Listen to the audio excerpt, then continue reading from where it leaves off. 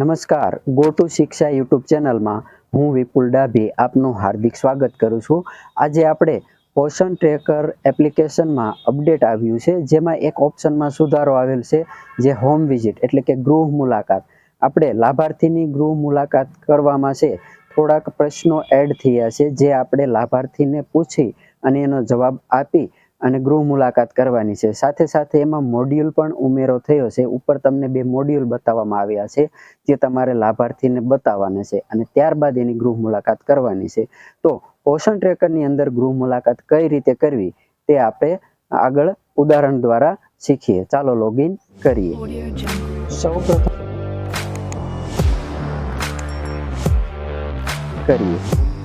સૌપ્રથમ તો અમારી ચેનલ યુટ્યુબમાં જઈ અમારી ચેનલ ગો ટુ શિક્ષા સર્ચ મારશો તો આવું પેજ જોવા મળશે.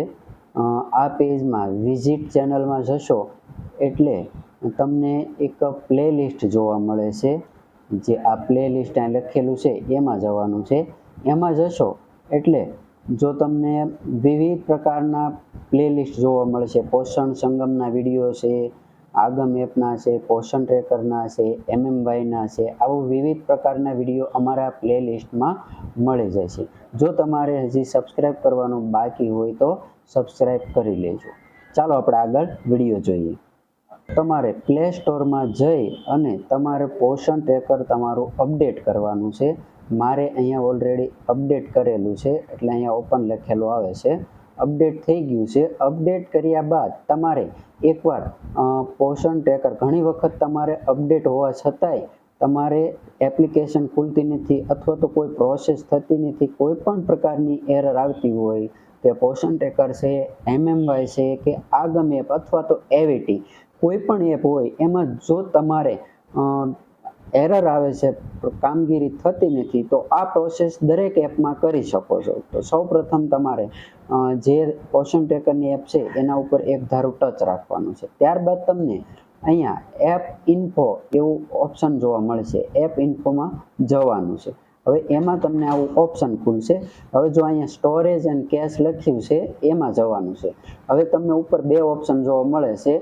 એ બેમાં તમારે આવી રીતે સ્ટોરેજ છે ડિલીટ મારી દેવાના છે. જો આવી રીતે, જો આવી રીતે સ્ટોરેજ ક્લિયર કરવાથી તમારો એપનો કોઈ પણ ડેટા જતો નથી, તમારા લાભાર્થી જે છે એમ જ રહેશે. હવે આ કર્યા બાદ ઉપર તમને ડાબી સાઈડ એરો દેખાશે, ત્યાંથી બેક થવાનું છે. બેક થઈ આપણે સ્ટોરેજ ક્લિયર કર્યું છે એટલે પરમિશન જતી રહે. હવે પરમિશનમાં તમારે જવાનું છે. પરમિશન બધી આપી દેવાની છે. આવી રીતે એક પછી એક પરમિશન આપી દેવાની છે. આ દરેક પરમિશન આપ્યા બાદ હવે તમારે એપ ખોલવાની છે. હવે જો દરેક બેનો યાદ રાખજો કે તમે આ સ્ટોરેજ ક્લિયર કરો એટલે પરમિશન ફરી વખત આપવી પડશે, એ આપી દેજો, નહીતર એપ નહીં ખુલે. પરમિશન આપ્યા બાદ તમારે પોષણ ટ્રેકર ખોલવાનું છે, જે તમારું આઈડી અને પાસવર્ડ નાખી અને તમારે ખોલવાનું છે. તમારું પોષણ ટ્રેકર લોગિન થશે એટલે તમને આવું હોમ પેજ જોવા મળશે. હવે આ વિડીયોની અંદર આપણે ગૃહ મુલાકાત હોમ વિઝિટ પોષણ ટ્રેકરમાં કઈ રીતે કરવાની છે એ તમને અહીંયા જોવા મળે છે. હવે હોમ વિઝિટ માટે તમને જે આ પેજ જોવા મળે છે અહીંયા જઈ શકો છો, અથવા તો તમને અહીંયા ઘરની મુલાકાત એવું લખ્યું છે એમાં પણ તમે ગૃહ મુલાકાત કરી શકો. આ બેમાંથી કોઈ પણ એક ઓપ્શનમાં જવાનું છે.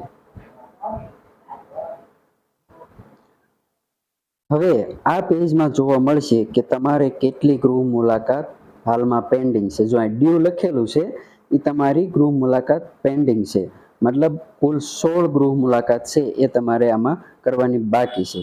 હવે પૂર્ણ થઈ તમે જે ગૃહ મુલાકાત કરી નાખી છે એનો આંકડો અહીંયા બતાવે છે, એક થઈ ગયેલ છે.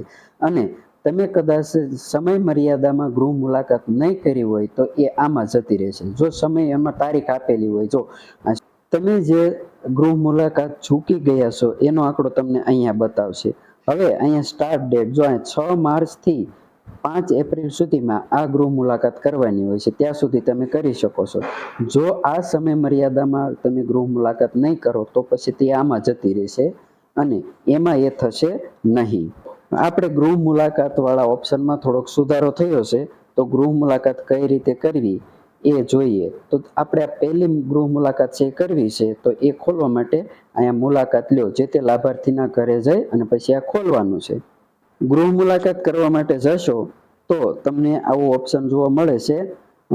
ઘણી વખત સર્વર એરર, કામ લોડિંગ હોય તો આવું પ્રોસેસ થાય છે. જો આ ઘરની મુલાકાતના ભાગરૂપે તમારે નીચેની પ્રવૃત્તિઓ કાર્યો પૂર્ણ કરવા પડશે. મતલબ અહીંયા તમને પ્રશ્નો ખુલશે, હમણાં થોડી વારમાં તમારે રાહ જોવાની છે. જો અહીંયા હોમ વિઝિટના સૌ પ્રથમ તો તમને મોડ્યુલ જોવા મળે છે, મતલબ હોમ વિઝિટ કઈ રીતે કરવી. જો અહીંયા યુટ્યુબના તમને 2 વિડીયો બતાવે છે, એક આ પહેલો વિડીયો અને આમ જમણી બાજુ આવી રીતે કરશો એટલે બીજો. જો ગૃહ ભ્રમણ સંખ્યા 19 ને એવું મોડ્યુલ લખેલા આવે છે. તમને આ મોડ્યુલ તમે જોઈ શકો છો, માર્ગદર્શન બતાવે છે. અને અહીંયા શું લખ્યું, જો લાભાર્થીને વિડીયો બતાવવાના છે આ 2, અને ત્યારબાદ બીજો પ્રશ્ન. આ બધી વસ્તુઓ જો તમારે વાંચી અને આવી રીતે નીચે જોવાનું છે, અને આ બધું વચાઈ જાય પછી તમારે શું કરવાનું છે કે અહીંયા આગામી એમાં જવાનું છે. હવે એમાં જશો એટલે તમારે આવા પ્રશ્નો આવે છે. જો પહેલો જ પ્રશ્ન શું છે કે શું બાળક તેની ઉંમર અનુસાર પૂરતો ખોરાક લે છે? આ વાલીને પૂછવાનું છે. જો લેતું હોય તો હા કરવાનું છે. ત્યાર પછી બાળકને અત્યારે શું ખવડાવવામાં આવ્યું છે, કે રોટલી છે કે શાકભાજી છે, આ બધી વસ્તુ જે વસ્તુ એ ખવડાવતા હોય એ તમારે ટિક માર્ક કરવાનું છે. આ થઈ ગયું. ત્યારબાદ નીચે બીજો પ્રશ્ન છે કે શું બાળકને પણ સ્તનપાન કરવામાં આવે છે? 0 થી 6 માસનું, 9 માસ સુધીનું બાળક હોય, જો અહીં લખ્યું 1 થી 9 માસનું બાળક છે એટલે એને સ્તનપાન આવે. તો અહીંયા એને પૂછવાનું છે કે સ્તનપાન કરાવો છો? તો કરાવતા હોય તો હા.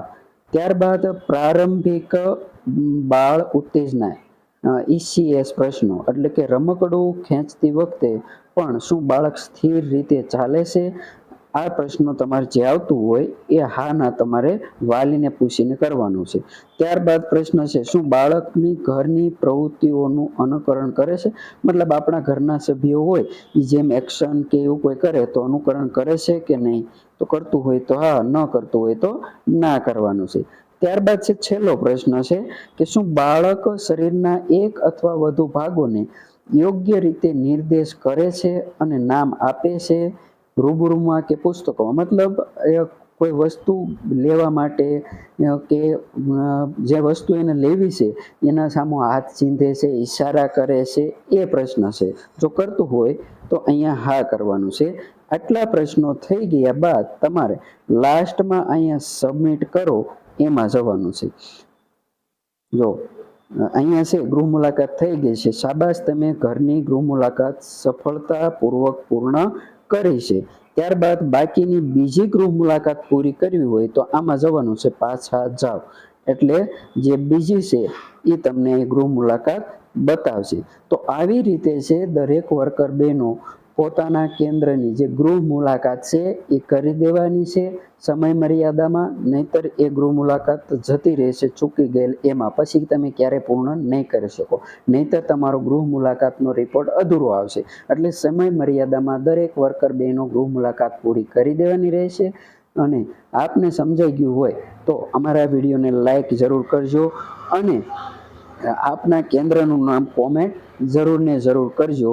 અને અમારી ચેનલ ગો ટુ શિક્ષા સબસ્ક્રાઇબ કરવાનું બાકી હોય તો સબસ્ક્રાઇબ કરી લેજો.